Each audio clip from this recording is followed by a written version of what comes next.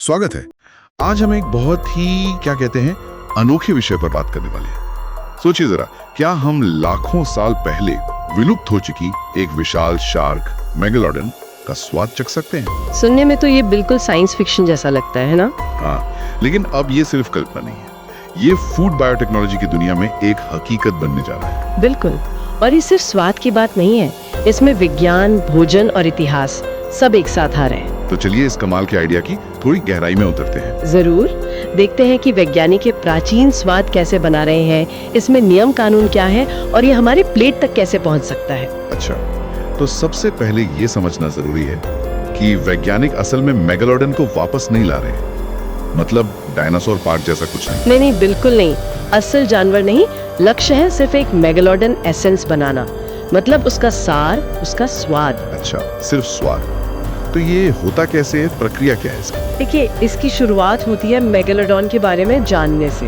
वो क्या खाता था, जैसे व्हेल, बड़ी मछलियाँ, और उसका माहौल कैसा था समुद्र में, क्योंकि ये चीजें स्वाद पर बहुत असर डालती हैं। ठीक है। आहार और पर्यावरण। हाँ। फिर वैज्ञानिक उसके सबसे करीबी जिंदा रिश्तेदार को देखते हैं, great white shark. Great white shark, हाँ वो तो है। और उसमें भी खास तौर पर उसके लिवर फैट, मतलब जिगर की चर्बी पर ध्यान देते हैं। शार्क का जो एक खास थोड़ा अलग सा स्वाद होता है ना, हाँ, होता है। वो काफी हद तक इसी लिवर फैट से आता है। ओके। फिर वो एक खास तकनीक इस्तेमाल करते हैं, gas chromatography mass spectrometry, GCMS कहते हैं शॉर्ट में। GCMS, ये क्या चीज है? थोड़ा आसान भाषा में बताइए। समझिए कि एक तरह की सुपर सेंसिटिव मशीन है।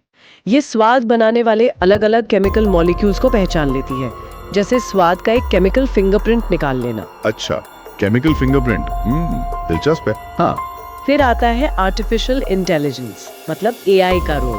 AI इसमें भी? बिल्कुल, AI इस ग्रेट व्हाइट वाले फिंगरप्रिंट को लेता है और मेगालोडन के जो अनुमानित साइज और डाइट थी ना, उसके हिसाब से उसे थोड़ा बदलता है, ताकि अंदाजा लग सके कि मेगालोडन का स्वाद कैसा रहा होगा। वाह, मतलब AI स्वाद डिजाइन कर रहा है। एक तरह से हाँ। फिर इस डिजाइन के आधार पर जेनेटिक इंजीनियरिंग का इस्तेमाल होता है। यीस्ट या बैक्टीरिया जैसे छोटे जीवों को, माइक्रो ऑर्गेनिजम्स को प्रोग्राम किया जाता है। प्रोग्राम किया जाता है? कैसे? मतलब उनके जेनेटिक्स में बदलाव करके उन्हें ऐसा बनाया जाता है कि वो बड़े टैंकों में, जिन्हें बायोरिएक्टर कहते हैं, खास पोषक तत्व खाकर वही स्वाद वाले केमिकल कंपाउंड्स बनाए। अरे बाप रे, यीस्ट से शार्क का स्वाद? हाँ, और आखिर में इन कंपाउंड्स को टैंक से निकालकर बिल्कुल शुद्ध, प्योर कर लिया जाता है। वही है मेगालोडन एसेंस। ये तो कमाल की प्रक्रिया है। लेकिन अब आता है सबसे बड़ा सवाल, क्या ये सुरक्षित है और क्या इसे बेचना लीगल होगा? बहुत जरूरी सवाल है ये। देखिए, अमेरिका में FDA है, food and drug administration. FDA। वो ऐसे किसी भी नए सिंथेटिक खाने की चीज का बहुत सख्ती से मूल्यांकन करती है। बनाने वाली कंपनी को ये साबित करना पड़ता है कि ये पूरी तरह सेफ है, कोई जहरीलापन नहीं, कोई एलर्जी का खतरा नहीं, पूरा डेटा देना पड़ता है। काफी लंबा प्रोसेस हो गया तो। हाँ, होता है। और एक बात और, ये असली शार्क के मांस से बिल्कुल अलग है। कई शार्क प्रजातियां आज खतरे में हैं। उनका शिकार करना या उन्हें बेचना गैर कानूनी है। सही बात। क्योंकि ये स्वाद लैब में बना है, सिंथेटिक है, तो उन नियमों के तहत नहीं आता। अच्छा, ये भी एक पॉइंट है। और हलाल सर्टिफिकेशन का क्या? उसका भी जिक्र था। हाँ, वो भी एक अहम पहलू है।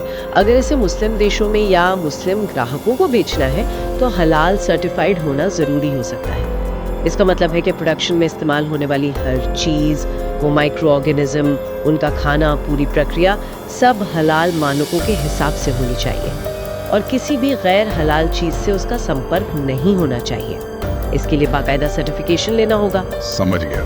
तो मान लीजिए ये सब वैज्ञानिक और कानूनी बाधाएं पार हो गई, फिर क्या हम सच में किसी रेस्टोरेंट में जाकर मेगालोडन का स्वाद चख पाएंगे? जैसे कोई नियो जुरासिक ग्रिल, कैसा रहेगा? हाँ, नाम तो बढ़िया है। हाँ, आइडिया यही है कि एक पूरा इमर्सिव अनुभव बनाया जाए, मतलब एक ऐसा रेस्टोरेंट जो आपको पूरी तरह उस प्रागैतिहासिक दुनिया में ले जाए। कैसे? सोचिए, दीवारों पर पुराने समुद्री जीवों के बड़े बड़े चित्र, शायद कुछ चलते फिरते मॉडल हो जीवों के, या असली जीवाश्मों की नकलें रखी हो। माहौल पूरा वैसा। वाह। और मेन्यू पर फिर मेगालोडन मेडालियंस या वोल्केनो रोस्टेड सब्जियां। बिल्कुल। और marketing tagline, taste the extinct, विलुप्त का स्वाद चखें। जबरदस्त। और शायद एरिज़ोना जैसी कोई जगह जहाँ टूरिज्म काफी है और लोग खाने पीने में नई चीजें ट्राई करना पसंद करते हैं, वो ऐसे अनोखे कॉन्सेप्ट के लिए अच्छी हो सकती है। हाँ, हो सकता है। जाहिर है वहाँ के लोकल हेल्थ और सेफ्टी नियमों का तो पालन करना ही होगा, खासकर इस नए इंग्रेडिएंट के साथ। पर ये वहाँ नौकरियां भी ला सकता है और एक बड़ा टूरिस्ट अट्रैक्शन बन सकता है। ये सब सुनने में तो बहुत रोमांचक लग रहा है, पर क्या ये वाकई में हो सकता है? मतलब असलियत में, या ये अभी भी बहुत दूर की बात है? देखिए, वैज्ञानिक नजरिए से देखिए तो स्वाद विज्ञान और जेनेटिक इंजीनियरिंग में जो तरक्की हुई है, उससे ये मुमकिन लग रहा है। टेक्नोलॉजी मौजूद है और नियम कानून के रास्ते भी हैं, जैसे एफडीए वाला। हालांकि वो आसान नहीं होंगे, पर रास्ते हैं। तो फिर चुनौतियां क्या है? असली चुनौतियां हैं स्वाद को बिल्कुल वैसा बनाना जैसा सोचा गया है, एकदम सटीक। फिर प्रोडक्शन बढ़ाना, मतलब लैब की छोटी मात्रा से बढ़कर रेस्टोरेंट की जरूरत जितना बनाना। और शायद सबसे बड़ी चुनौती है लोगों का भरोसा जीतना। हाँ हाँ, वो तो है। लोगों को कैसे यकीन दिलाएंगे कि ये अजीब सी चीज सुरक्षित है? बिल्कुल, उन्हें समझाना होगा कि ये सेफ है, दिलचस्प है और शायद पर्यावरण के लिए भी बेहतर है। पर्यावरण के लिए बेहतर? वो कैसे? क्योंकि ये लैब में बन रहा है तो हमें असली शाक को पकड़ने की जरूरत नहीं पड़ेगी। अच्छा। तो ये सिर्फ एक अनोखा खाना नहीं है, ये शायद भोजन के भविष्य की तरफ एक इशारा है। भविष्य की तरफ मतलब एक ऐसा भविष्य जहां हम नए रोमांचक स्वाद बना सकें, वो भी ज्यादा टिकाऊ तरीकों से, बिना जंगली जानवरों को नुकसान पहुंचाए। ये हमें प्रकृति को छेड़े बिना कमाल के स्वाद अनुभव करने का मौका दे सकता है।